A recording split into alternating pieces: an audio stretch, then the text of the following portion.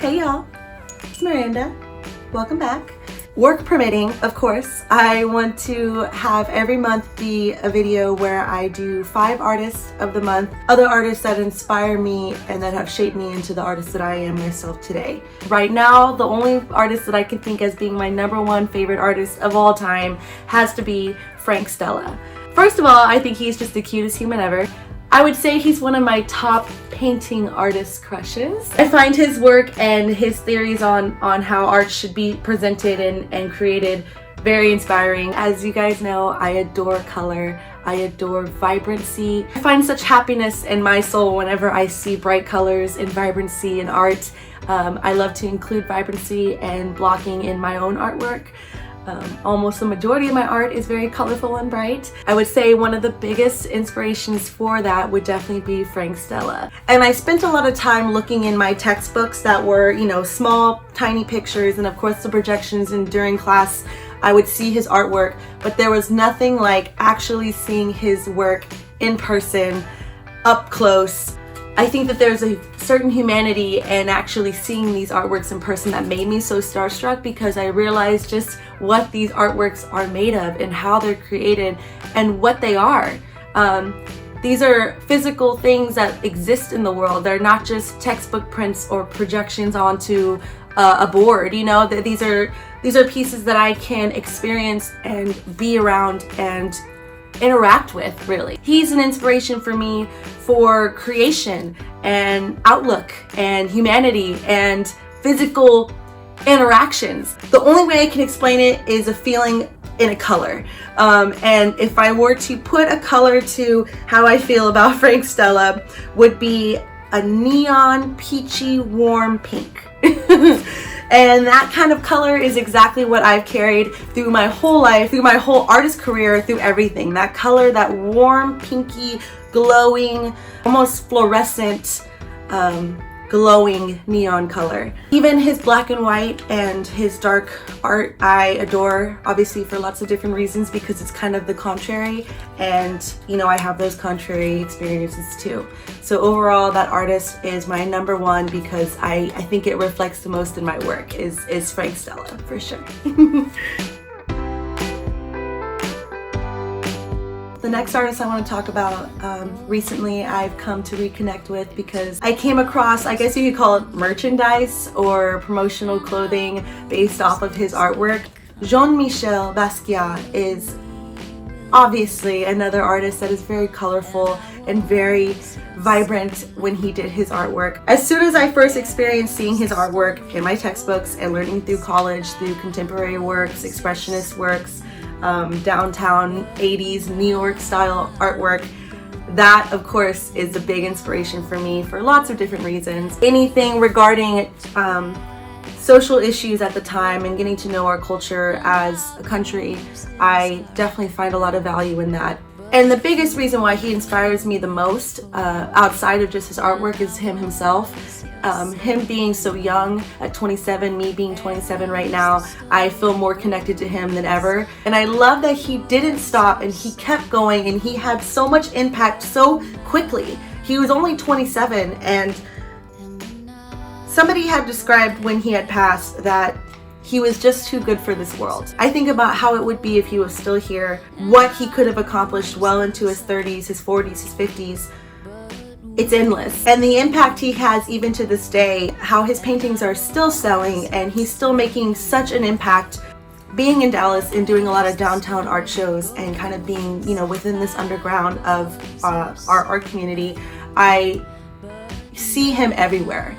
I see him in so much art, and I hear him in music, and I know he inspires artists of all types. He's such a beautiful soul, and he's such a beautiful artist to me, as a physical person, as an entity within his art.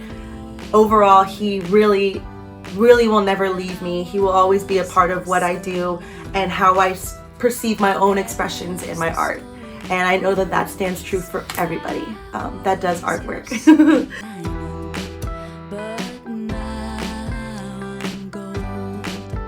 And to lead into the next artist on my list, who I would say is also one of my top artists of all time, obviously, is Andy Warhol. We obviously know that Andy Warhol and JeanMichel collaborated for a long time in terms of just their art and exhibitions and showcases. Him as an inspiration for me shows tremendously in my own adoration for pop culture, social commentary, expressionism, pop influences, pop idols, icons, culture, everything. Andy Warhol for me is an entity almost that has reflected in everything since him.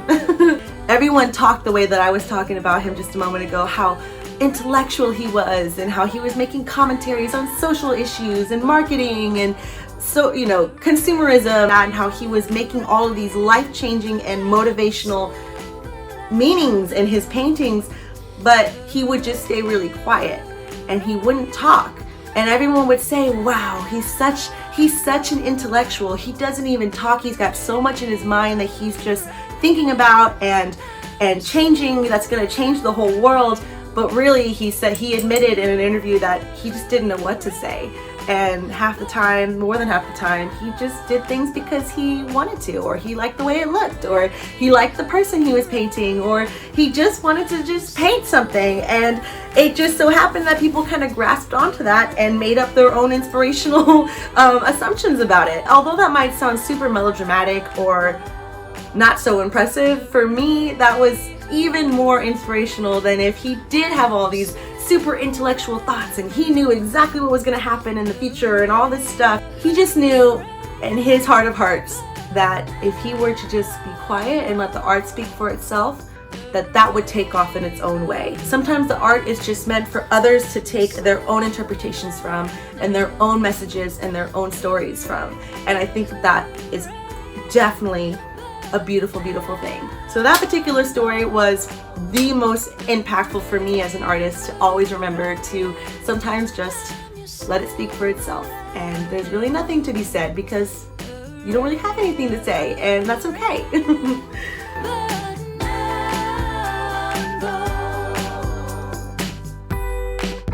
So this next artist is an influential artist to me, but in a very different way that I never knew would really make such an impact on me and how I see sculpture and art in general, and how I see theories and messages and feelings and love even through art. And this particular artist being Patricia Piccini, and she is an Italian artist who makes these sculpture pieces of different materials, glass materials, metal, silicone, you name it. Lots of different realistic, hyper-realistic artworks that are hybrid organisms, mechanisms, humanoids, everything. Lots of different things. When I came across her art, I went down hard. I found one, and I'm sure from just me kind of showing you the artwork, how immediate your reaction might be to it. May that be whatever it is. For me, it was impactful nonetheless. May it have been at the time a little bit, surprised or negative, or very positive and intriguing. It was kind of a mix of everything. And seeing her art even again now, it's been a little while, is different. And it means even more to me. Over time, I developed this connection, this warmth with her work. And when I wrote my thesis about her, I wanted to really delve into why she was making these artworks. What was the textures for? What were the, forms, the skin, the colors, the furs, everything. What were the meanings, the interactions, the way that these things were holding each other, seeing each other, how we were seeing it, how it was looking at us. I wanted so badly to understand. And when I started to really look into it and read about her and read about her work, I realized how warm it was.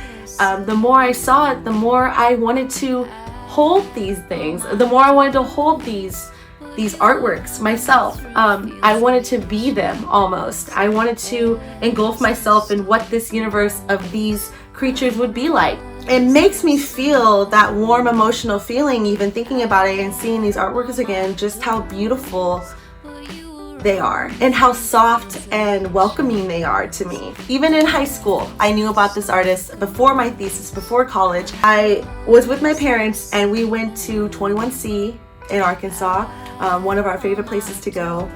We loved that hotel. They always had that art gallery there, and you know, showcases, things like that. And when you walk through the doors, right to the right is where the gallery is, where they'll have all the artwork. And I just knew as soon as I walked in, I was going to turn to the right and just see all of these new artworks that were there. I always like to see what they were going to showcase, and never in my life did I think when I turned that right corner that I would see a Patricia Piccini artwork right there near my feet. It was just there. This sweet, innocent, pure, warm, amazing, personal being, little creature was right there. And it was like it was looking right at me, and it was like I was, again, starstruck. I was taken aback, and I was speechless, and I just screamed, which I shouldn't have done because it's a nice hotel, and of course the receptionist is right there, and I just go, "Mom, oh my god, that's a Patricia Piccini artwork." And she was like, "Oh my god, how do you know?" She was so impressed at me, even being a high school girl, that I was like, I knew exactly who this artist was. And I'll never forget that moment. I wanted so badly to get on my knees and just hold it. I just wanted to play on that playpen with it, and it was like I was reuniting in a dreamlike state with a family pet that had passed away, or a family pet that I haven't seen in a long time. That's exactly how it felt. I felt a deep love connection instantly. It's so weird. I'm such a weird art chick that like only I would feel such a genuine reaction to this little sculpture. Every other person that turned that corner was like, that's kind of like the initial reaction, it seems like, to Patricia sculptures. But for me, I just wanted to snuggle it and just love it and interact with it like it was going to interact back with me, because that's how I feel about her work, and that's what I get from her work. A lot of her artwork touches on the ideas of creation, interaction, love specifically, human nature in general, hybrid mechanisms, hybrid creations. I think that she's very personal. Apparently she's provocative. To me, she's not provocative at all. To me, she's just impactful and intellectual. I find her very emotional. I find her very intimate. That's the word. Very intimate. I physically will sometimes hold or kiss my art and my plants and this little guy, like just all my stuff, my animals, my family, the people that I get to know. I'm a very emotional, holding, warm person because that's just how I am by nature, and also in my artwork because of someone like Patricia. So, yeah.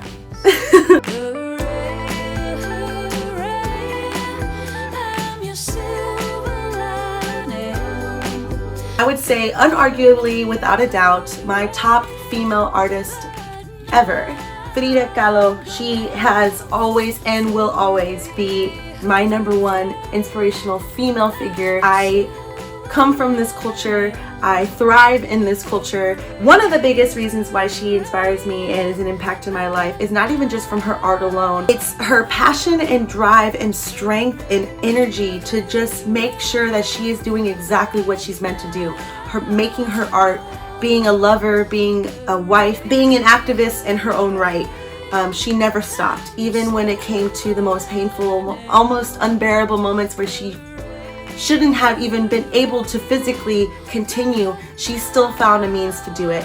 And whenever I feel like my hand might be cramping a little bit, or I have been working, restlessly on my artwork, I remember that Frida, she never gave up. She found a way to see it through. She never stopped being driven, and I can never stop either. I am a strong, independent Latina who is full of love and full of inspiration and full of creativity that I must always, always be creating. And when I start to feel myself feeling self-pity or feeling pain or anything like that, I remember her, and it's like she's next to me, cheering me on. And I was blessed enough to be able to attend the Lighthouse Dallas immersive Frida Kahlo show, all about the projections and the light show, just representing her art and her life and everything to do with her. I was also blessed enough to go with my mother to Kansas City and see an exhibition that was a touring showcase of her work. I got to see her sketchbooks, her paintings, hear about her, talk about her, get to know others. and really immerse myself in her work. The sketchbooks in particular were the ones that inspired me the most when I actually saw her pieces in person. Again, for a third time, this is another artist. When I saw her artwork, I was starstruck. I was genuinely holding my breath, like looking at her sketchbooks and looking at her paintings and just hearing people talk about her, and experiencing that with my mother. It was like no other. I'll never forget that trip. That was something that was very special that we just happened to come across. It seems like every time I come across these artists that are really impactful for me, it's like it's meant to be. I don't even intend half the time to see them, but I'm seeing them and I'm meeting them and I'm coming across them, and it's just like this natural connection that I feel, especially with these five top spotlight artists of the month. So yeah, it was such a great experience, and I got to know so many different people, and just, of course, like always, get to know the community, get to know the atmosphere, be in this light show, be immersed, if you will, within Frida and her work and just the culture, everything about it. I love being an artist, and I will always be inspired in taking these stories and adapting them and applying them to my own life and my own mindset and thoughtfulness when I'm creating and when I am being my own artist. And yeah, go look at some art, go see an exhibition, go see a showcase, do your own showcase, just draw a little bit, do some master copies, but genuinely putting yourself within artists who have become before you. That's a really great part of just learning how to do techniques and finding yourself in what's already been done already and how you can adapt and make it into your own creative outlook. So yeah, my hair is officially falling into my eyes, so I think that means we're done. Okay, bye.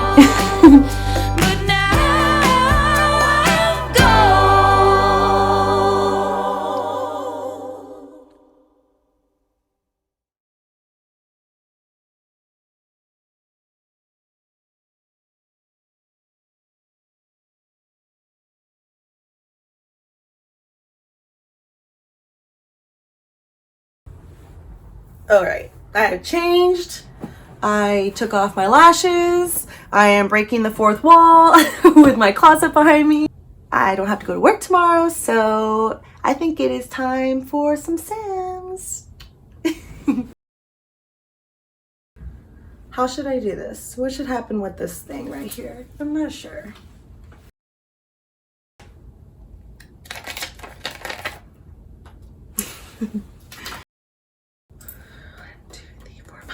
Making sure I have 5. Making sure I know how to count.